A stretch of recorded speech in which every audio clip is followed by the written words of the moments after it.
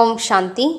K Surajbhai அவர்களின் தாரணை வகுப்பு ஆகஸ்ட் 15, 2024. அனைத்து சகோதர சகோதரிகளுக்கும் இனிய சுதந்திர திருநாள் நல்வாழ்த்துக்கள். நமது தேசம் சுதந்திரமானது. இதை பற்றிய பெருமை நமக்கு இருக்கிறது. மேலும் இப்போது நமது இந்த தேசம் மாயையினுடைய பிடியிலிருந்தும் சுதந்திரமடைந்துவிடும். இங்கே தேவி தேவதைகளின் அரசாட்சி நடைபெறும்.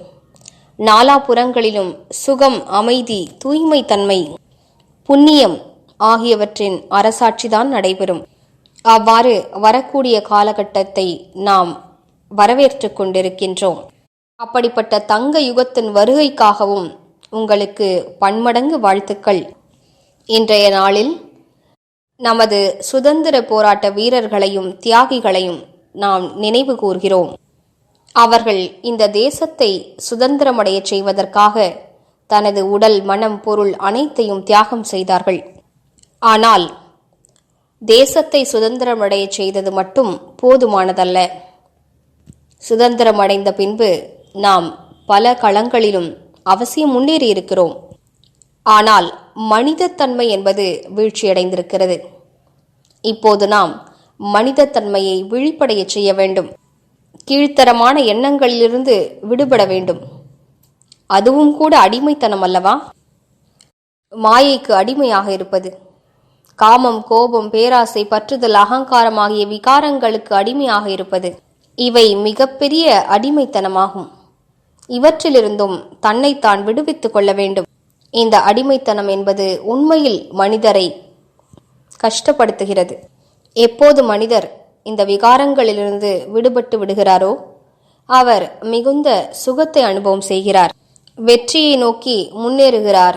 அவரது வாழ்வின் தடைகளும் அழிந்து விடுகின்றன.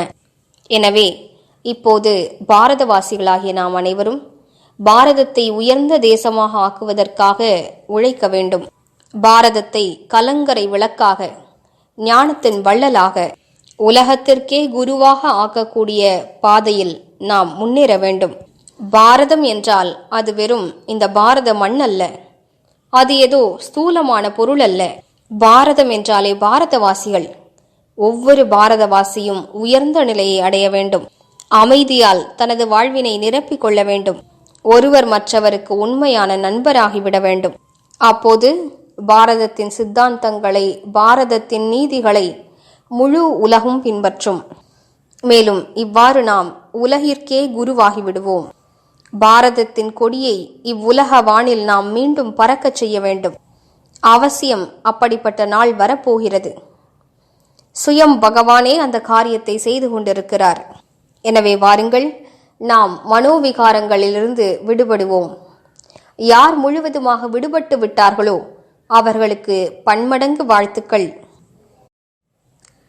பாரதம் சுதந்திரமடைவதற்காக எந்த சுதந்திர போராட்ட வீரர்கள் எல்லாம் தன்னை பலியாக்கி கொண்டார்களோ அவர்களை இன்று நாம் அன்போடும் மரியாதையோடும் நினைவு கூர்கிறோம்.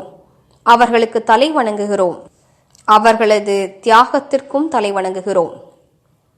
அவர்களது பாதையில் இந்த தேசத்தை, இந்த முழு உலகத்தையும் விகாரங்களிலிருந்து விடுபடுவதற்காக தொடர்ந்து உழைப்போம். மீண்டும் உங்கள் அனைவருக்கும் இன்றைய நாளுக்கான வாழ்த்துக்கள். ஓம் சாந்தி. ஓம் சாந்தி.